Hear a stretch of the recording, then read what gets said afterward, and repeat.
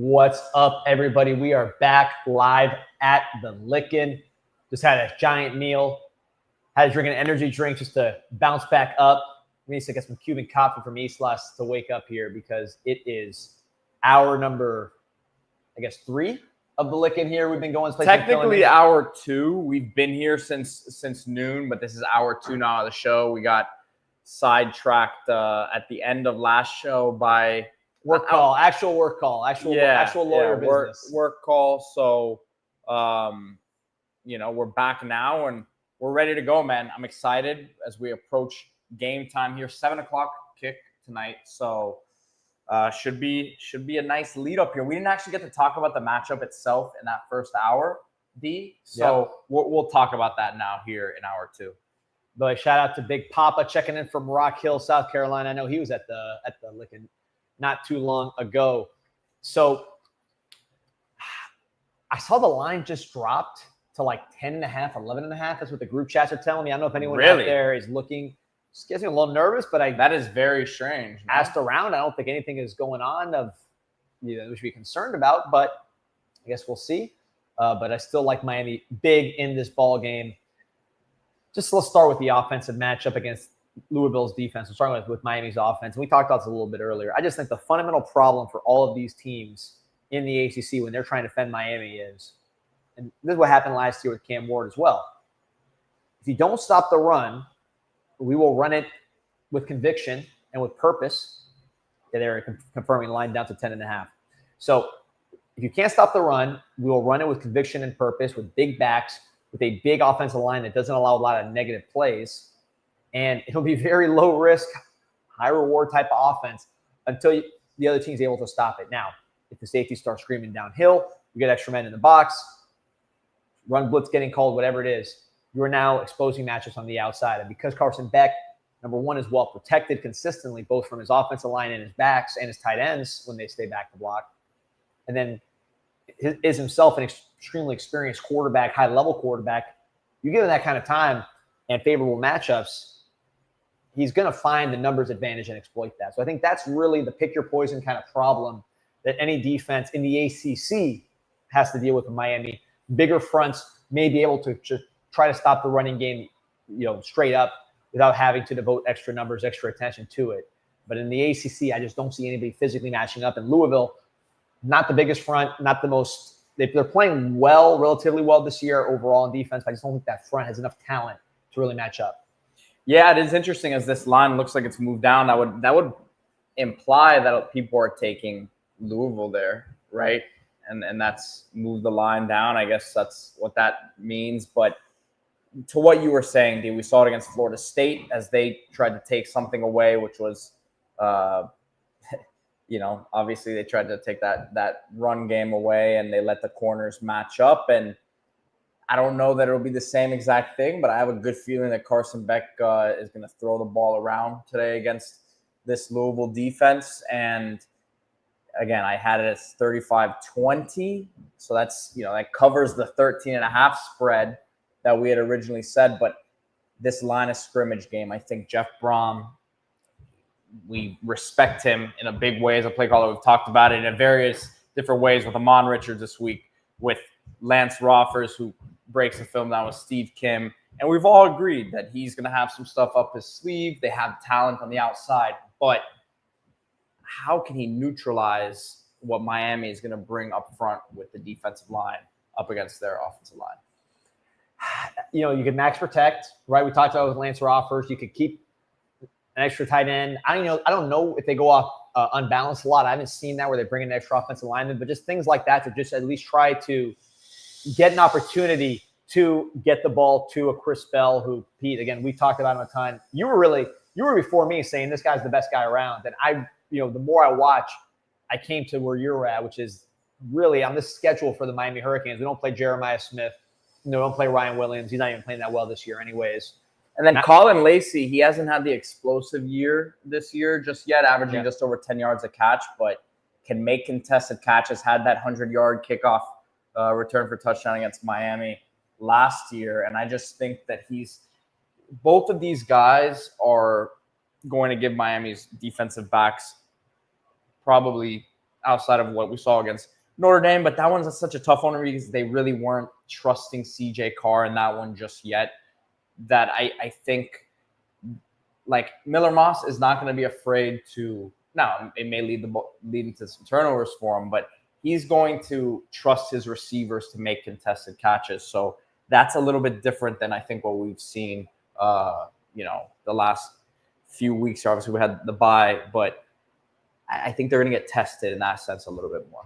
I think Deuce Robinson is the closest comp you can have, but this guy's more speed than Deuce Robinson. However, if you're on the other side for FSU, I think Castellanos had more ability to get outside and create when the pocket collapsed, whereas he at least gave you a chance. Now, it wasn't like he had that many deep throws to Deuce Robinson in that game, but he still at least was able to get the ball out, which Shuck did last year as well. I don't know if Moss, without moving the pocket, a really sharp play action fake, or just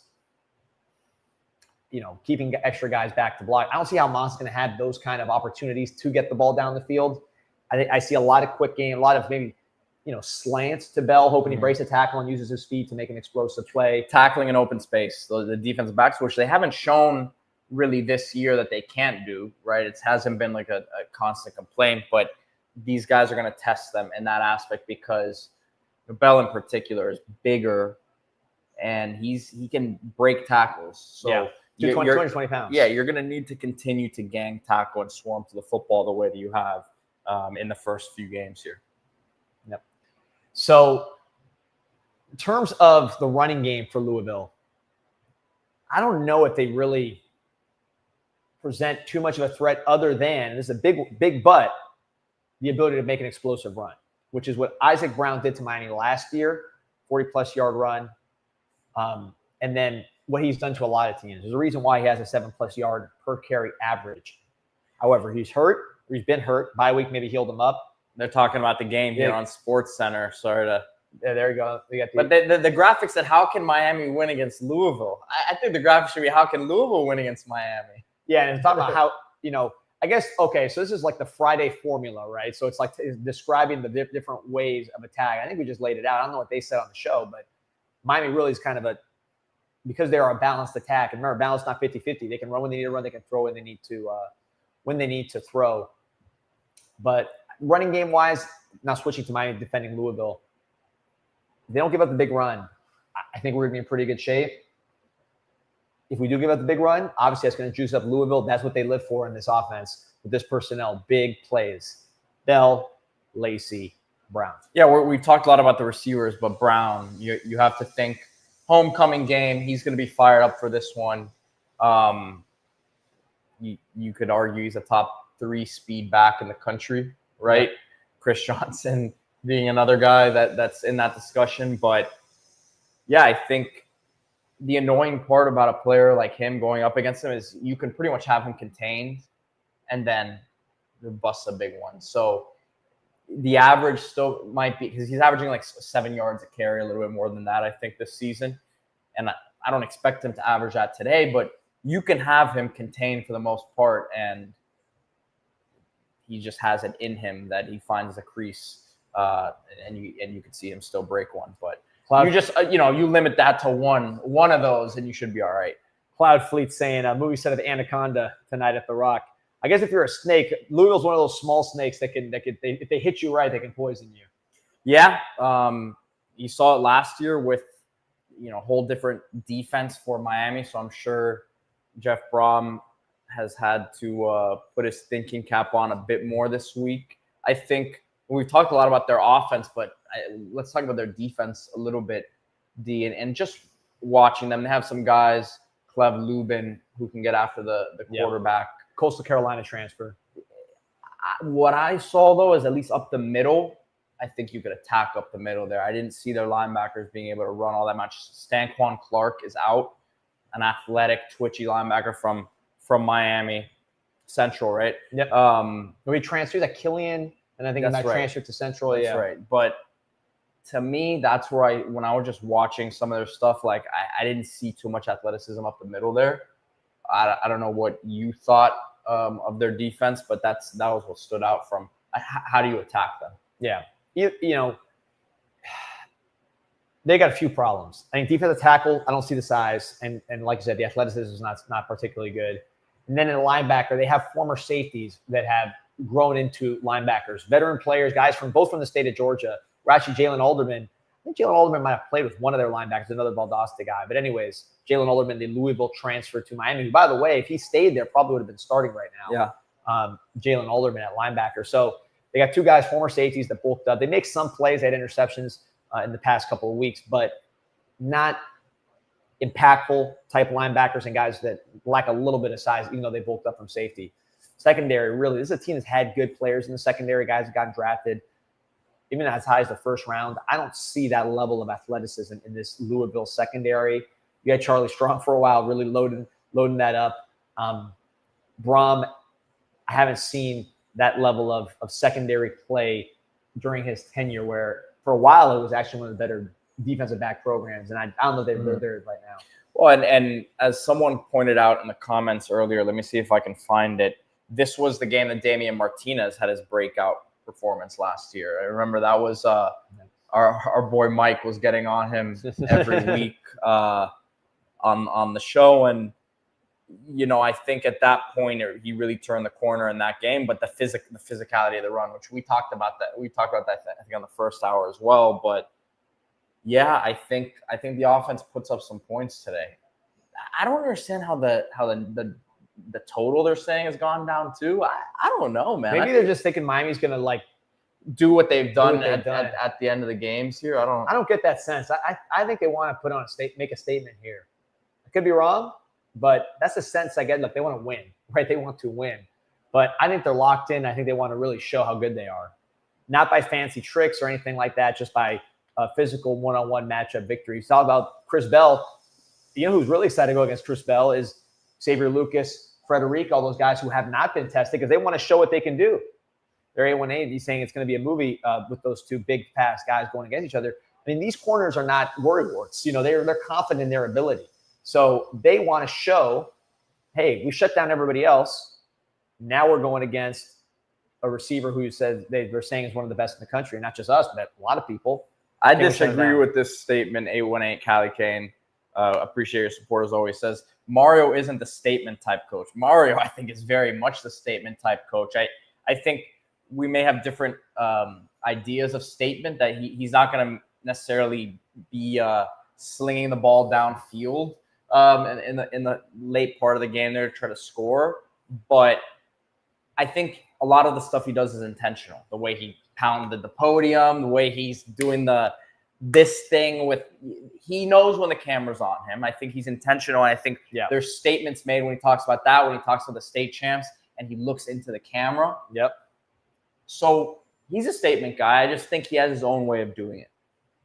Daniel Rose says, I don't know about that. Deuce Rollins was kind of owning Xavier Lucas. I mean, he played fine, but it's not like he dominated the game. He had 6 catches for 87 yards. It's a good day, but it wasn't a dominant performance. They went to him in the red zone, and Lucas was able to break that one up early in the game. So, you know, and Joe B saying, dude, it was a physical matchup. I mean, Xavier Lucas, I'm sure they wanted a penalty on him in that first drive. But yeah, and look, if they threw it, I don't know that we could have really said, oh, that was a terrible call. Like those, they goes both ways. And some of those really, Lucas was playing off him. I mean, again, I haven't watched the coach's film, so this is off just my memory. Lucas was playing off a couple times, and then they weren't able to get to Castellanos like they thought they would. He got out of the pocket and made a short throw, nothing too dangerous. So I don't know how much of that was just, you know, Deuce Robinson winning and how much of that was the way that we were playing defense. Now, some of it was Deuce Robinson winning. He's a good player. I think he is definitely, you know, a guy that will play at the next level and is FSU's best player on offense. But look, if we hold Chris Bell to this kind of production, I think it's going to be a pretty good day for the Miami defensive backfield. Yeah, I agree. And you understand that I've used this word multiple times this week, but they're going to try to force feed him the football because he's that special of a talent. And it's a different, the Deuce Robinson thing, again, that's the closest comparison that you can make, but they're still different players there. And I think Bell, more speed with Bell. Yeah, and like after the catch, he's a guy who I think can hurt you if you don't, like we said, wrap up and tackle. Yeah, let's see what we got here. A1A, 3 sacks for Bane and Messi each, 7 sacks total. I'll take that all day. I don't know if that's the way it's going to go. Really the best way to sack a guy like Moss is right at the middle because he can't move. So a guy like Moss who can't go side to side, the thing that kills a guy, really kills a lot of players, but really kills players like Moss is, man, if you get pressure up the middle, they crumble because Castellanos, I'll say it right now, Castellanos could get out the pocket when you came up the middle. He had a quick move laterally that allowed him to get away. Miller Moss, if you get pressure with a Moten or a Torre coming up the middle, or the Saint, or maybe a Mondo Blunt, right? Or maybe Bane. I mean, who knows how they operate?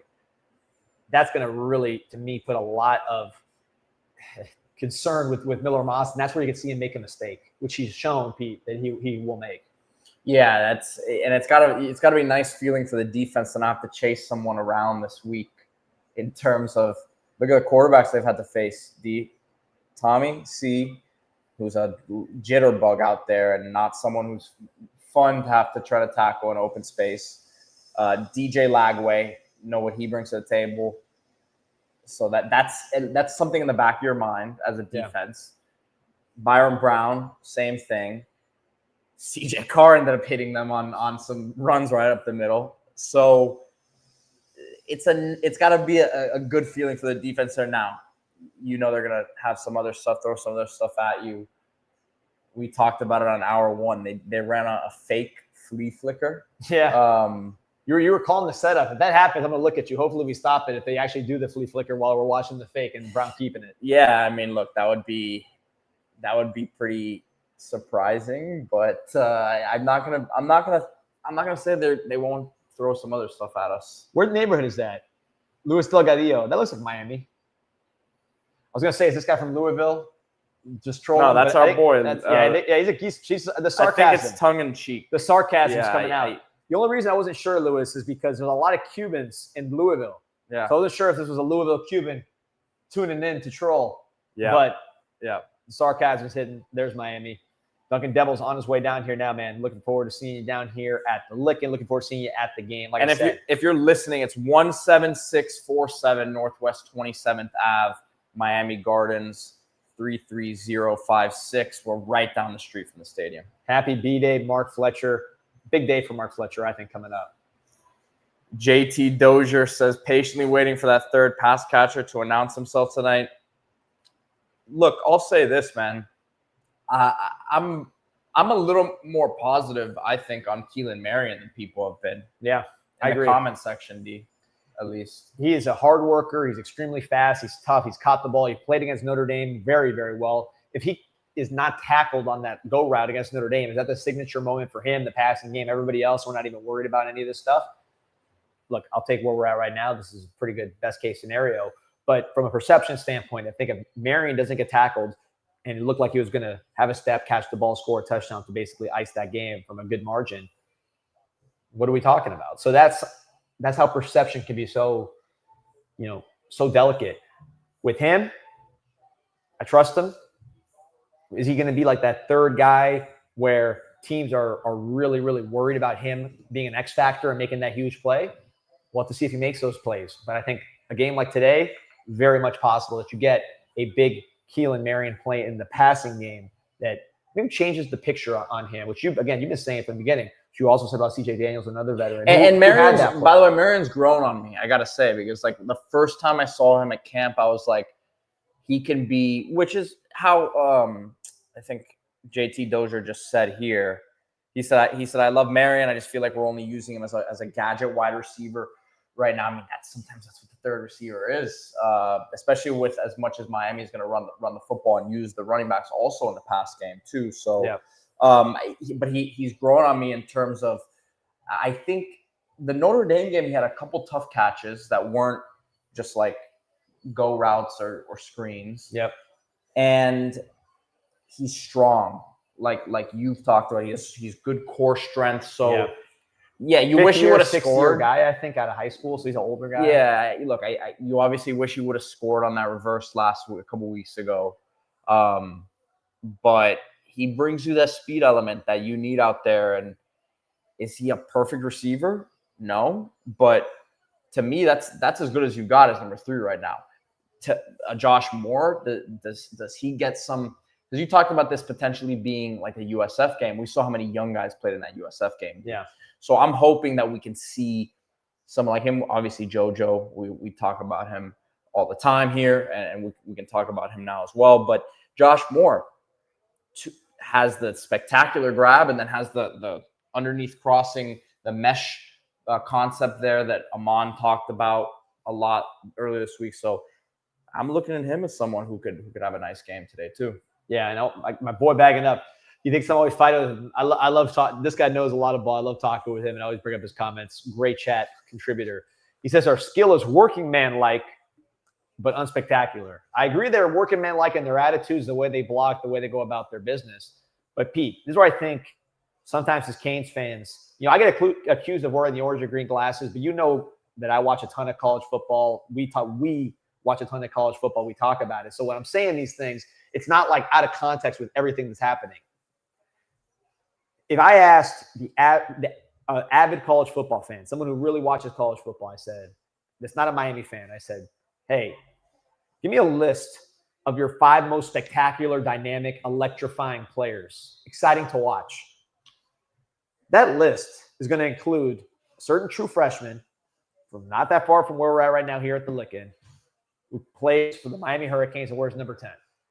So to other people, and I'm just going off of what people said after the show, after the game, what people say during the broadcast, about national people. I listen to every national podcast there was at that FSU game, long drive from Tallahassee. One of the most electrifying players in the country, period, regardless of age, Malachi Tony, if not the most. This is what other people said. So I think we sometimes, yes, I wish we had Reggie Wayne, Andre Johnson, Santana Moss. That would be a delight, right? I wish I had Jeremiah Smith on top of what we already have. It could always be better. But we have some spectacular guys, and we haven't even talked in any of our breakdowns about Malachi Tony. Yeah. I promise you, we're talking about him. Louisville's defensive coordinator. No, and it's almost such a sign of respect for what we think he is now at this point. Is that why do you need to talk about what the given is? Right. What's understood does not have to be explained, and you expect him to show up and have 5 to 7 catches, 3 of them being on critical third down situations, 1 of them being a touchdown, and going and getting you 70 to 100 yards. Like and obviously has the ability to do more than that, but that's just what you're starting to expect from him. And he's done it every single game, literally. So, and every practice. One of the more consistent players in the program. So we almost don't talk about him because we just expect it to happen. And that's, showing you how special of a player and talent he is. And I think there's some more guys that are going to continue to emerge and feed off of that too. Yeah, absolutely. And I wanted to, Bagging Up says you got to have more than one slot receiver to make up a core skill. I mean, I would say CJ Daniels certainly as a big X receiver who makes contested catches. Again, if you ask people that are not Canes fans, what do you think about CJ Daniels? They'll say big, clutch, runs great routes, incredible hands, can make plays with the ball like he did against. And I guarantee you, if you did a blind test with a Power 4 coach and you said, we have this kid who had 50 catches nearly at a Power 4, another good program, right, in Cincinnati. And then you watch what he's put on tape this year in the limited reps he's gotten. Tony Johnson is a guy that starts at a lot of programs right now. And you might see like today. top 25 programs. So listen, I'm not Cincinnati. Isn't Cincinnati a top 20? They're close. Yeah, they're playing. Cincinnati's playing pretty good ball. Playing really good ball, he was right? a touchdown leader last year. So he was. So look, I'm not sitting here advocating this is the best receiver unit in the country or anything, right. But at the same time, man, it's a whole lot better than I think we could have thought going into fall camp. There was a lot more questions. 100%. And I think the questions I'm saying from my perspective as a homer of the year, the concerns I had, is CJ Daniels going to be twitchy and healthy coming off that foot? You really didn't see him that much in spring. That question to me was answered. You saw the screen that he took to the house against Florida State. I mean, he looks explosive. He got downfield early. That health question to me has been answered. He also works extremely hard on all his movement. Tony, I didn't have a lot of questions about him because I thought he was going to be, pretty good as a slot receiver. What I was wrong about, or at least I didn't see with him enough, bag it up. This gets to your original point, I think, is I did not know he was going to be so fast. Like the way he pulled away from FSU, like I thought of him more as like an elite slot receiver down the road and happening faster than normal. But I always, when people compare him to like Santana Moss or some of the other guys, like, I don't know if he's as fast as. Or even, you could even say people would compare him to Restrepo. Right, exactly. But now with him being so fast that he's pulling away, he's going downfield like on the flea flicker. My perception of him has changed in that way. So I think he maybe is that dynamic guy that we were looking for on top of the other stuff he does. Now, can this passing game still get a lot better? I don't know who would tell you no, in the building or out of the building. This passing has got a lot of room to improve. Lofton was a huge part of this passing game in spring. This was the projecting sprint to now. You would have thought Lofton was going to be target monster, a complete mismatch. He has not developed that way. He's been banged up. It's coming along slow. We saw some flashes here against Florida State. He's had the bye. So you hope that continues to progress. The third receiver is the reason why we always talk about it. It's a real thing. I think Marion can change that perception and make some big plays on top of the solid play that he's already been providing. But we got to see it. And there's no one to say that someone else is not the star today. You mentioned Tony Johnson. Josh Moore has been mentioned. We talked enough about JoJo. It could be a lot of different guys that emerge here, and then we're talking about them after this game. But I bet we're also probably talking about number 10, number 7, because we've been talking about them after pretty much every game. Yeah, CJ Daniels has been awesome, and we do a lot of dissecting different stuff over the summer. But one thing that we actually did shows on was how CJ Daniels looked in the videos that he was posting with his trainer. Yeah. And it was how he was sticking his foot in the ground and getting out of his breaks. And we knew he had the big playability because of what he did at Liberty, almost 20 yards per catch there with Caden Salter a couple years ago. But all you could really go off of was what he had put on film last year against LSU. Obviously, we had heard about the injury. Brian Kelly was very open about it affecting him. But until you start to see it again, it's hard to actually trust that's going to happen. So to me, you got to give credit to Miami's.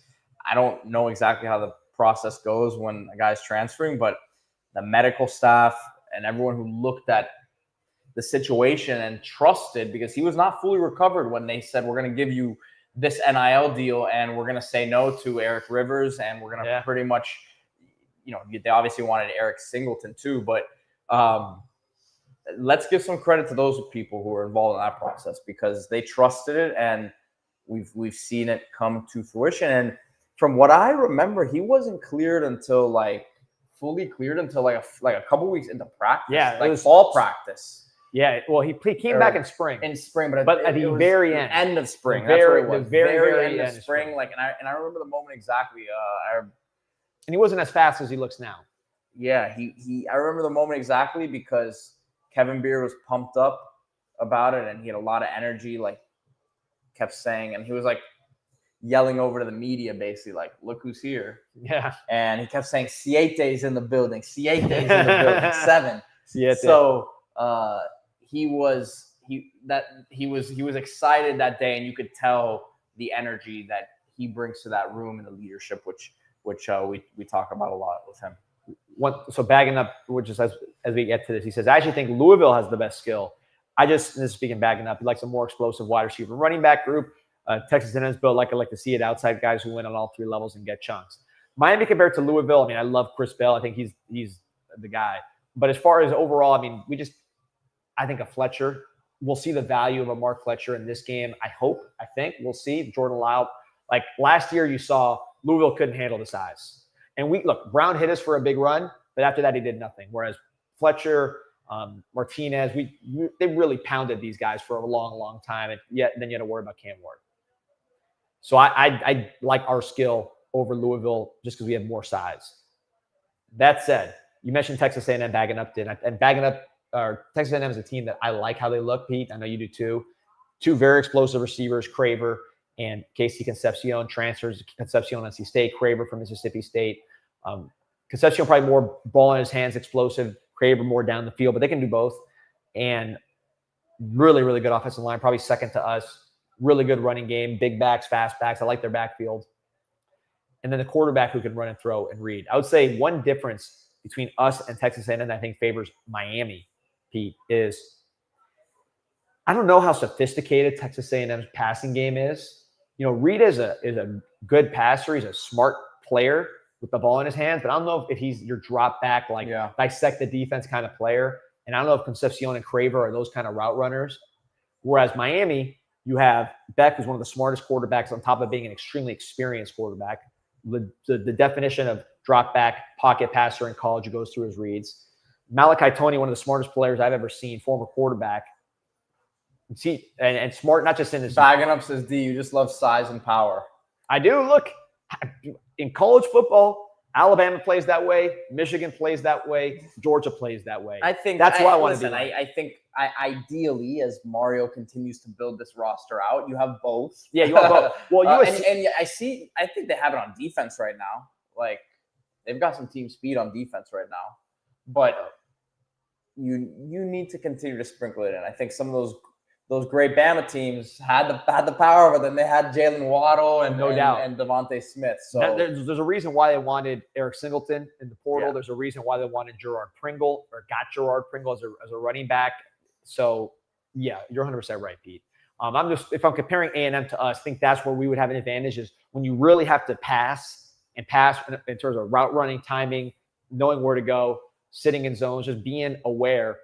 Beck, elite and experience makes him elite in that category. CJ Daniels, people don't realize, is also a former quarterback, extremely smart guy, and a veteran. Malachi Tony, a savant, and a former quarterback. So those three are so smart that I think you give them time, they're going to find a way to beat you, even if it's not with the pure athleticism, although Tony has shown now he has that in his bag too. Let's see who else emerges. I think Texas A&M very good offense and a very good team. I think they're structured the right way. Yeah, I like Elko. And he seems like, a lot of these SEC coaches, I think, are very flash-oriented. I think both him and Drinkwitz have a lot of substance to how they've built their program. So I'm, fans of both of them and what they've done. But yeah, man, we got almost 700 live here. We are at the Licking Miami Gardens, right down the street from the stadium. Come check us out. Before you head over there, we'll be here until about 5:30. And if you can't check us out before the game, after the game, pick up some food on the way home, man. Those lamb chops are just I've been having some dreams about those things, man. It's been too long. I really, D, we don't have to wait until game days to come up here. We should have lunch up here. Seriously. One of these days. We did once. We did a filming a show. Yeah, we did. And it was great. We had the whole menu that day. AU Kane, an old vet when it comes to these message boards, a legend. Appreciate you chiming in.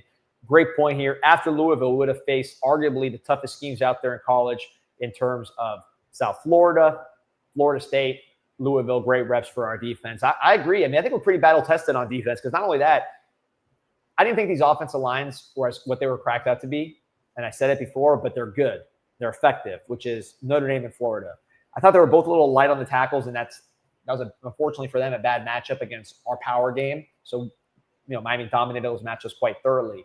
But Notre Dame and UF have good offensive lines as well. So it's not like our D-line's been feasting on bad offensive lines.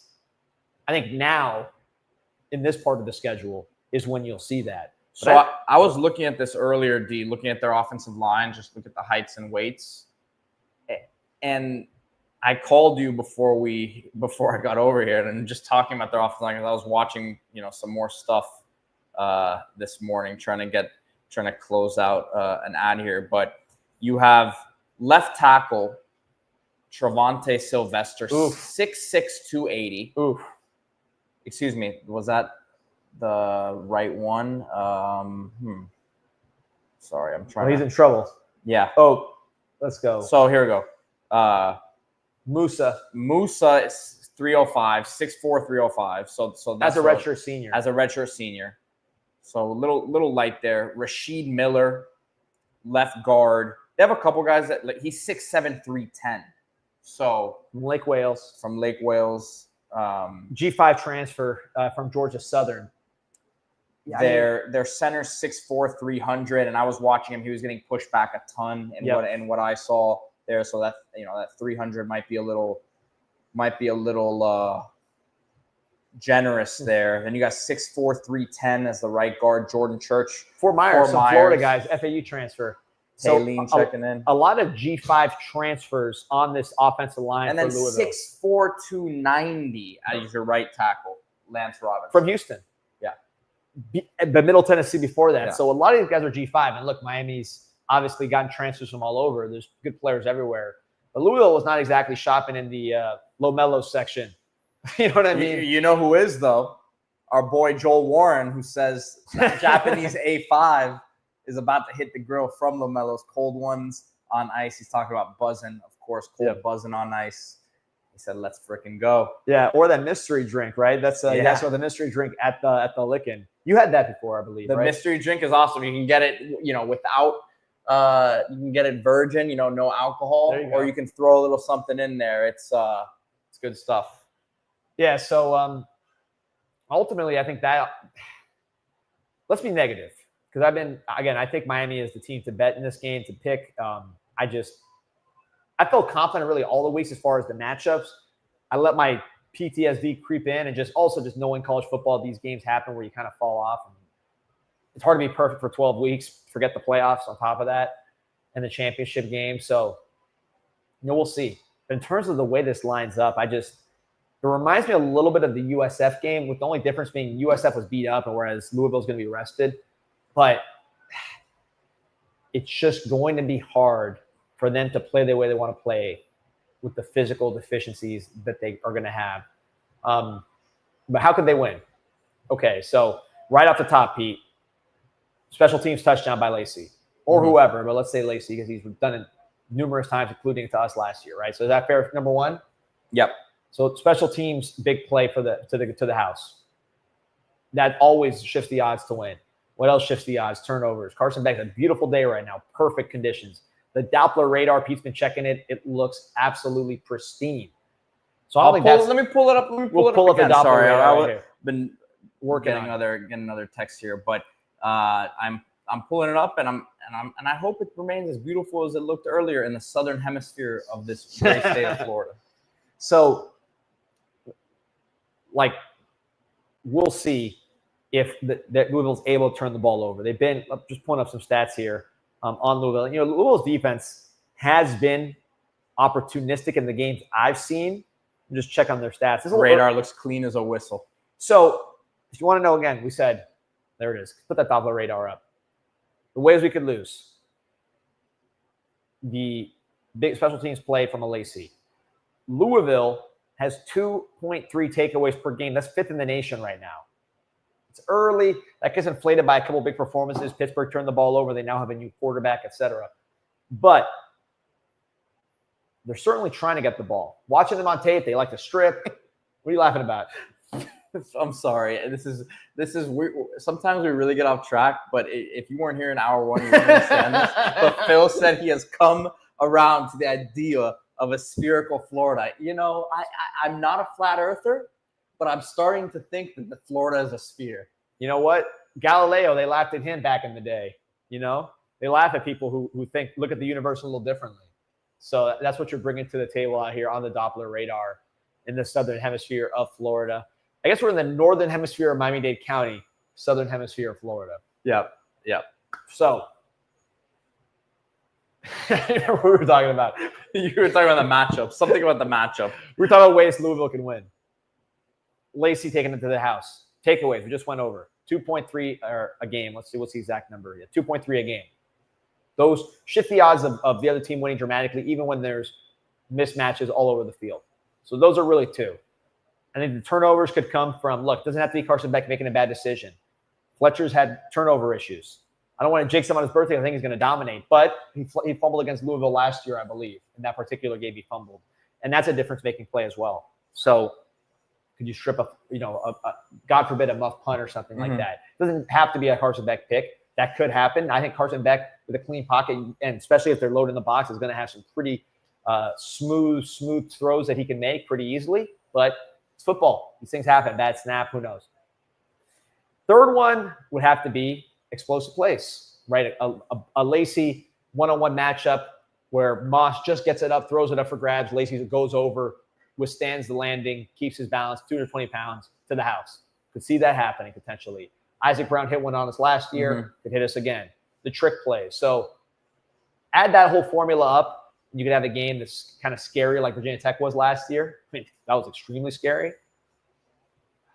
But they turn the ball over too now. Miller Moss has made some terrible, terrible throws, and we cause a lot of problems with the way we get after it. So could easily go the other way. I like us, but there is a way for this to be a game, as with most college football games at this level.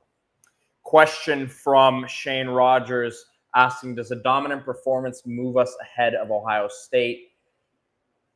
If Louisville had lost last week to Virginia, right? I think maybe they would have come in here ranked undefeated. Yeah. Then you probably would have had a different outlook on that. I don't think that we're jumping Ohio State with anything left on the schedule right now, if I'm being honest with you. Yeah. Unless unless we absolutely start. Well, I mean, they lose, but yeah. Yes, I mean, if both teams just keep winning out. Yeah, because they're gonna have some wins on their resume too. They would have beaten. They're just gonna get. Indiana, you know how this goes with the Big Ten, and then they're gonna the narrative. We already see the narrative starting that Miami has no ranked teams the rest of the schedule, but they're the only team with 3 ranked wins right in the country now. So these narratives will be funny, and this is why I always like Mike on the Wednesday shows, because he tracks these narratives nationally very well. Which, by the way, they change week to week. I mean, it's like I could tell you this again. I am obsessive at the moment when it comes to just understanding the national perception of Miami, because we're a national program. It used to not be as important because they don't talk about Miami anyways because we were doing so bad. Now with Miami in the spotlight, I'm extremely curious. How are we perceived nationally? Everybody's watching us. And almost uniformly, there's tremendous respect because the way the team is structured. It's not – remember, we were number 2 in the country, Pete, and you remember – and that was a pretty talented team in retrospect in a lot of ways when you go back and look at it. But it didn't feel the same. It felt fluky at the time. And other fan bases, national analysts, people didn't look at us that way. Vegas, right? So it wasn't like we had that respect. This team, it seems, has that respect, and I think they want to show – every game's had a mission. Bethune put that one to the side. Notre Dame, obviously, you want to show you can beat a team that was just in the championship game and beat them at their own game of physicality. That was accomplished winning the big game at home with a huge crowd. Then you talk about the Florida game day, not taking that rat poisoning, rival, desperate. The recruiting victories over the years and the physicality difference was obvious, dominant win at the end. Florida State, again, kind of classic trap game. Are they going to surprise us? Are they going to take us, catch us off guard with all the smoke and mirrors that they do? No problem, defeated handily at home. Now this Louisville game, what are the whispers? Can they sustain a performance? Can they win a fourth quarter? Can they blow a team out? Can they show up in the ACC when it's not a nationally ranked opponent with everybody watching, although everybody will be watching this one? I think they're focused to prove that is a false narrative. I think they want to make such a statement with this victory that everybody watching on a Friday night or watching Saturday morning on the highlights, it's just like, oof, oof, oof. ACC's in trouble. There's a different Miami. But they got to do it. We could talk about it all day. They got to do it. Grizz says, all I care about is a win, 1-point win or 21-point win. It doesn't matter. I get it, but I don't want to deal with what we dealt with against Virginia Tech last year. Pete, I got to take this. Go ahead. All right. So, yeah, I don't know, man. You guys let me know if you agree with me or not on that. I get what you're saying. We want the win, and we'll take it however we can get it. But you got to have a convincing performance, I think, tonight. I want to see them cover the spread again. And when I say convincing performance, that's normally what it means to me. And the score itself can always be a little bit deceiving, obviously, because how we've seen some of these games turn out with the score. We know that Miami had been in control, but the way that I really judge it is if you can cover that spread, then it's a convincing win. And you're doing what Vegas pretty much not said you couldn't do, but what they set the line at. And to me, that's an important thing. The U Unbelievable says hot take JoJo 2 touchdowns, 87 yards. That would be something, man. I hope it happens. I hope it happens. That would be awesome. So I'm gonna get to some of these comments here as D should be back here in a moment. Again, we're here live from the Licking Miami Gardens. Have almost 800 live with us. Appreciate everyone who's watching. Hit that like, subscribe to the channel. Phil says he agrees. I'm not sure what you agree with, but thank you for agreeing with me. Maybe it was just a take about covering, but that's just how I see it, man. Grizz says it's more about the other pretenders that will drop out the next couple weeks. We just have to win. Fence Post, interesting here, says, does 16-mile-per-hour winds worry anybody with the passing game? I'll say this. Carson Beck has a bigger arm than Miller Moss, so if it's gonna affect one guy, it's gonna affect the other. And I like Carson Beck's chances playing through that better than Miller Moss and Carter Davis. We understand the boot that he's got, so it makes a difference in a game like this. And we see how he kind of kicks some of those kickoffs, line drive almost, and kind of keep it underneath the wind. So maybe that comes into play. If it really is going to be 16 miles an hour, I don't know if does the National Weather Service radar give me wind? Let's see here.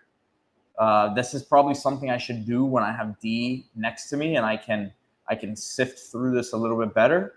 But yeah, I'll look into that. That would be an interesting twist. But if it's dry, then I don't think it's going to be something that really hurts Miami too badly. Fence Post says all the betting data is telling me running game. Yeah, it seems like, as you guys are saying, that not only has the line dropped, but the total on the game is now 49.5. So I still think they score more than that.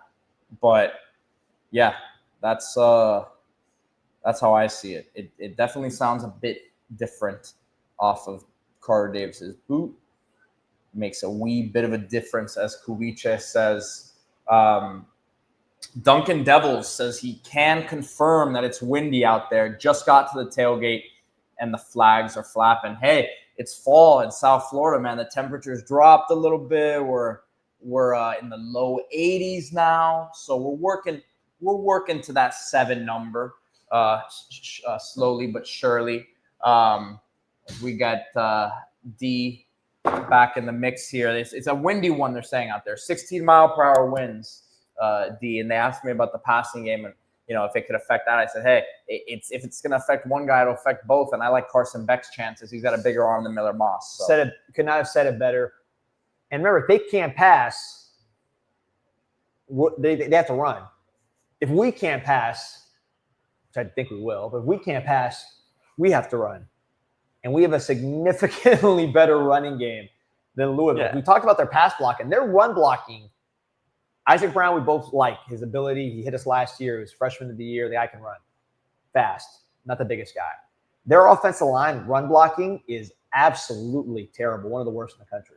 Grizz says, respectfully, we can't blame 16-mile-per-hour winds. I agree, and I don't think we will be. I brought up the comment, and yeah, it's interesting. I said that it's windy out there already, so there you go, Vladdy. See you at the game. A lot of comments on Carter Davis's boot and how. Oh yeah, because well, that was the other thing. They're worried about the wind with Carter Davis. Well, no, I said that's one of the great things about the way he kicks it is that he keeps it. He has that line drive style. You keep it.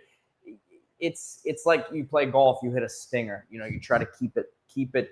Low, mid flight, so you keep it underneath the wind. You get a little more accuracy, but he's such a specimen that he can keep it low underneath the wind and kick it through the end zone. I will say this though. Weapon. I will say this though, Pete. If I'm being honest, and you know me, I always give respect to our opponents. Louisville's kicker hit a 58-yarder or something in the game I watched. Yeah. I don't know the wind dynamics on that, but that kicker looked good as far as his legs. So their special teams is good. I think our special teams is good also. Keelan Marion has not returned one yet. I don't know how it sounds off this guy's boot when it comes to kickoffs. Some guys kick the long field goals and aren't as good at kickoffs. I know Andy Borregales was one that he was much better at hitting long field goals and kicking out of the end zone every time. Because he was kind of like a smaller guy. But well, the wonderful thing about it is they go mano y mano this evening under the lights at the Rock. That's it, baby. See who has the biggest leg. Mano, and I will put Carter Davis in a cage match with any other kicker in the country right now. I just say boot in Spanish. I should know this, but I don't really wear boots. Boot? I don't know. Hey. So that's one of those specialized words. My family's gonna be upset at me. It's Hispanic Heritage Day at the school. I went to some presentation this morning and I can't even think of the Spanish word for boot. In the chat, I know we got some real deal Spanish speakers. What is the Spanish word for boot? Because that's how different it sounds. It's not gonna be mano a mano. It's gonna be boot to boot. So there you go. See what let me ask Grok. What Grok's got to say. How is Grok? I've been using ChatGPT. Well, I have premium Twitter, so we get Grok. We probably have it on the Canes Insight thing too. Bota a bota, right there. Bota a bota. Bota. There it is. Bota diferente. Muy diferente. La bota de Carter. You have to study that. You're gonna study for this post game. I don't know what you're gonna pull out of. The Whirling Dervishes was a surprise, man. The video was outstanding. I might just literally just run like side by side clips of Louisville's O-line, and the Whirling Dervishes.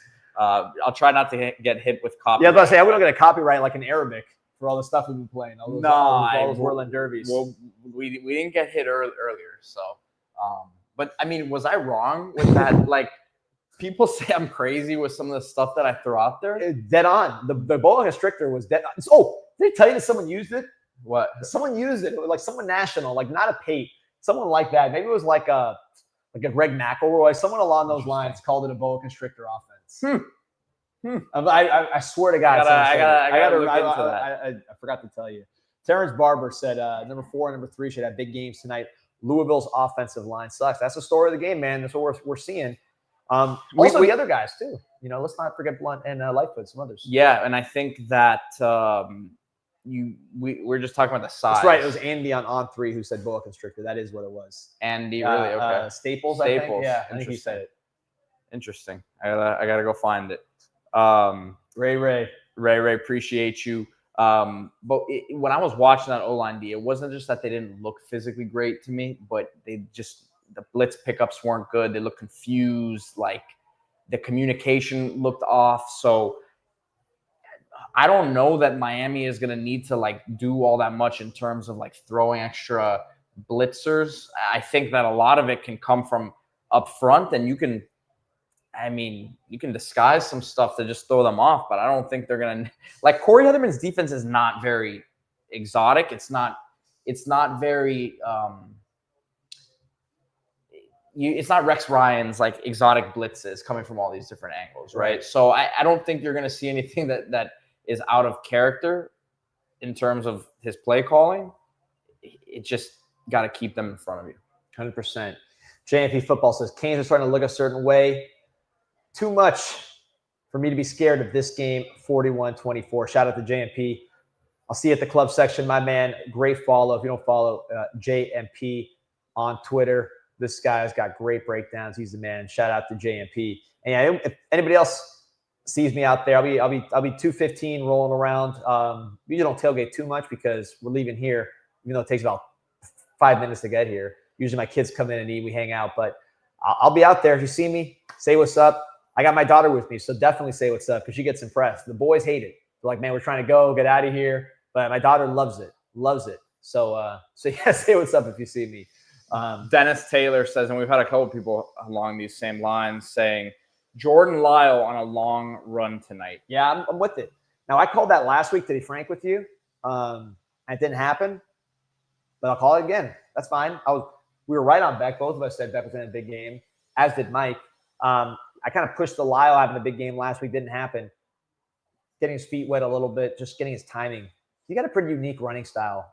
Like his pace, like the way he bounces around is a little different than like a Fletcher or a Marty. So we'll see. But I think this would be a great opportunity for him to truly explode. I think he's big enough, physical enough, fast enough to really make an impact. And I know He is not the kind of guy.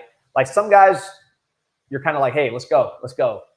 With him, he is dying to perform. He is busting his butt, working hard. Not to say the others aren't, but he's like a different kind of person. Those who don't know Jordan Lyle, I interview him for store sessions, just talking to people around the program. Like this guy's been like running like long distances with his dad basically since he could run, like waking up and running. He's one of those kind of guys, and he's very, very motivated, very ambitious. He thinks he wants to be, these guys have big goals.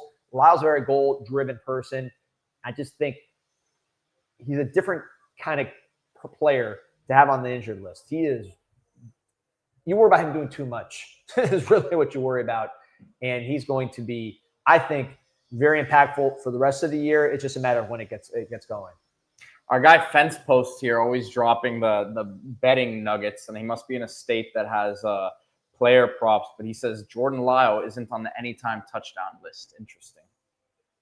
Yeah, D-Brisk saying line drop big, so everybody's watching this line. Yeah, take it. Yeah, I mean, I know people worry about that, which it is interesting, but I don't know. Maybe the wind is in play. Listen, I have not heard anything, and I'm talking to people that know what's going on. Now, I could be part of the lie. It doesn't happen often, but if it's a truly crisis situation, let me say it differently. If I'm delivering the lie, it's different. But I'm usually on the receiving end of the lie. It's happened. Jackson Cantwell. And I told you guys, I'm like, I think I'm getting lied to. I'm telling you what I'm hearing. I think I'm getting lied to because I know that was great. You legitimately walked everyone through you walked everyone through that situation. And we saw what happened. We're honest with you here, unless we really can't. Grizz does not want to hear about the win. He says it's the win versus Miami game now. Yeah, the win might provide more resistance to some of these defensive backs. Joel Warren, man, appreciate you. He says those storm sessions on the University of Miami is something I do officially for the school. It's on the school's website, social, YouTube, anything that's UM, they have storm sessions. Just search for it. Says they're top notch. Totally flipped how I thought about Beck. Love them. I appreciate you, Joel. My favorite thing to do, aside from being with Pete every day, is those, because you really, I interview the families. You kind of get to know these kids before you even interview them. Then you interview them, and they really all have different stories, all pretty unique, but all similar in how hard they're working and trying to get this thing done. Great group of young men. The Beck episode was amazing. I was worried it was going to be short because he's a guarded guy. He's been not, in my view, treated very well by the media. A lot of times those guys tend to clam up, and he does in certain environments, but he was very, very open, very honest, and you could genuinely tell, number one, how much he loves football. He loves the intellectual side of the game, how smart he is with the game, and then also how much he likes this team, how he fits in with this team. And I was not worried at all coming out of camp about Beck and the fit with his team, because I'd seen him in training camp. I'd seen him like in the quiet moments when he's not putting on a show. Not that he does, but I'm saying, when you wouldn't be putting on a show. Mm-hmm. And then talking to him, he really, really, really likes this team. They like him. It is a great, great fit. And they'll all like each other a lot more if they go throw for 5 touchdowns here against Louisville, which, I could happen. I can see that happening. Question from – go ahead. What were you going to say? Oh, wait. Before you get to the question, it's a good question. Look at this. Vamos Canes from Sweden. There you go. Shout out to Sweden, the home of some of the greatest melodies in music history. Sweden is the most melodic country. A lot of the hits that as pop hits, Katy Perry, Taylor Swift, Backstreet Boys, NSYNC, The Weeknd, you name it, Swedes wrote those songs. Also have some of the top goal scorers in the world, Swedes. There you go. Question here from Left Perf. He says, like the question about potentially leaping Ohio State. Is there any chance Indiana or A&M or Ole Miss jump us? I think, looking at Indiana's schedules, I've looked at a couple times the last few weeks here. Penn State was their other marquee game on the schedule. That's not going to be, having the same luster. I think if we keep winning, it's going to be tough for Indiana to jump us. Yeah. Now, A&M or Ole Miss, I could see them jumping Miami. I think the problem here is I think people respect Miami as a team to win difficult games, meaning like it's not a resume thing why Miami's ranked high. I think Miami's ranked high because people think Ruben Payne is hard to block. Messidor is hard to block. Our offensive line is very good. Beck is 30-3 right now, I believe, as a starting quarterback. Is that where he is at the moment? Mm-hmm. So I think Malachi Tony, you know, he was 24-3, so he's 29. So this would be to go for 30. So I think those things make teams, the polls respect Miami as an actual team. I would say one of the questions pollsters might have about Miami isn't so much can they beat a Notre Dame or beat a Florida, beat Florida State last year. Can you just kind of run this ACC gauntlet, treat the teams that need to be treated like they are, double-digit wins, covering, you know, doing what Oklahoma used to do to the Big 12. Remember Oklahoma when they'd have their big game in the Big, then they win that, and then you'd be like, all right, we're going to smoke these other teams by 30. Yeah. We have never even beaten those teams, as we saw last year. So can we really look like an Oklahoma looks going through that conference schedule? I think the big game part's already been proven. I think people know we can play with anybody. Notre Dame, you see how they look. CJ Carr might be the best quarterback in the country. I don't think that's an outlandish statement. I said it on one of these shows that we did, Pete, and I kind of checked myself. And now I think about it, he could be the best quarterback in the country, CJ Carr. Yeah, you said that could be too. Beck went toe-to-toe with Carr and defeated him. Obviously, Carr's younger. Beck, I think, is going to play better than he played, even though he played well. But, man, it could be – is that crazy to say, CJ Carr? No, I mean – He's really talented. He showed some moxie as he got comfortable against Miami there. I don't think it's that crazy to say. No, I don't. You want to see it over the course of a season now as there's more film on him that comes out, right? Like with someone like Beck, there's although it's at Georgia, you have 3 years of film on him. So there's more tendencies that you like. This is what 5-6 games now for him. So for Carr, so. Later in the year, I'd be interested to see if he keeps it up, but I'm a believer in him, no doubt about it. So that was a big win and proven that you could beat a play. I mean, they were in the championship the year before, right? The question was Carr, and Carr not only has looked good since, he looked good against us.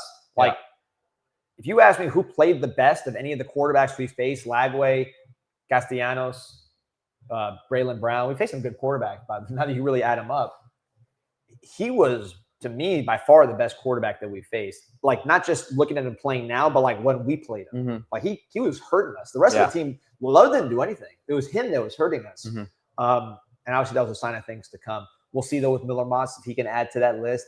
Going into the game, candidly, I would probably rank him 4th or 5th out of 5. I mean, where do we have 4, right? Because we're moving. Let's see. So probably rank him Carr, Castellanos in terms of form. Yeah. Lagway's there you go, using a soccer term. You like that? Yeah. I like form. I like pace. Form is good though. But yeah, form. It's a good indicator of like because you're not saying that's what the player is, but he's playing well. You got. I think we should steal that. I like pace. I like pace. It's a pacey. Because it's not just speed; it's the pace. It's like basketball. Yeah. But I would say, in terms of what form they're in, I'd put Carr number 1. Disagree with me if you want. I mean, I'm just going through it. Tommy number 2, Lagway number 3, but Brown, you probably put them in the same category. And then I'd probably put Moss at the end of that list. Yeah, I mean, you almost have to put Brown over Lagway within the systems that they're playing right now. Right. So, but yeah, I would agree with that, no doubt. Now, obviously, Moss can make his name today. Yeah. Which Kyron Jones did last year. Exactly. And Mendoza. It would have to be. It would look different because he's not going to be dragging defenders and throwing the ball. But if he gets into a little rhythm, you don't expect them to have the time to get into a rhythm. But Lance Roffer said this week, 15% of their plays are passes behind line of scrimmage. I'd expect it to be more than that this week. You're going to see a lot of this, that, side to side, quick. I mean, so if he can get into a rhythm and get a little confidence going, who knows? But 4 quarters of that, I don't see it happening, D. I just don't. We're confident here, man. Wrapping up hour 2. It's based on analysis. Like, I mean, this is the truth. This is honestly, my picks have been cowardly because we've talked like this about these other games, and then I've gone and picked a close game. The FSU's case, I guess technically it was close, but we know it was a blowout. There was no real scary moment until literally the last kick. But the matchups didn't change. Like, if anything, they were more favorable to Miami than we projected. Right. At no point did someone surprise us going that way. It's funny because last year, if you look at last year, you mentioned drones. It was a great – I mean, it was a Friday night game too, right? So it's really the exact same situation as we're talking about here. Mendoza, really made his name against Miami. He made his name over the course of the year, but I think that was probably his best game, just throwing the football, dealing with the pass rush. He juked out Ruben Bain, which was kind of that was the moment that took me to another level of appreciation when he had that long run juking out Ruben Bain. I was hurt, but didn't expect to see that. Tyler Shuck in this exact matchup against Louisville. He had 4 touchdowns, incredible mobility in that game against our pass rush. I think he really made his name against us. Rocco Becht certainly did what he wanted. So a lot of quarterbacks sort of made their name against the Miami defense last year, particularly our pass defense. And I would say this year,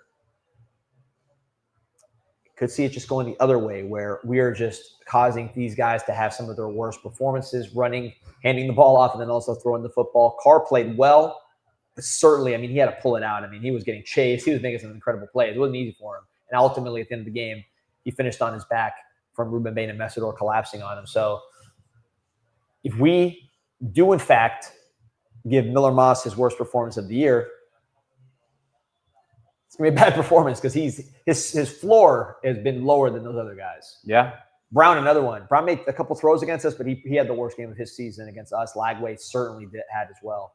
Castellanos, we know that. All right, guys, we're wrapping up hour 2 here. We will be back soon. Come join us at the Lickin'. We'll be here coming on for hour 3 in just a bit. Appreciate everyone who's been hanging out with us here. Almost 1,000 on the live stream. Hit that like button, subscribe to the channel. We'll be back about 15, 20 minutes here. See you soon.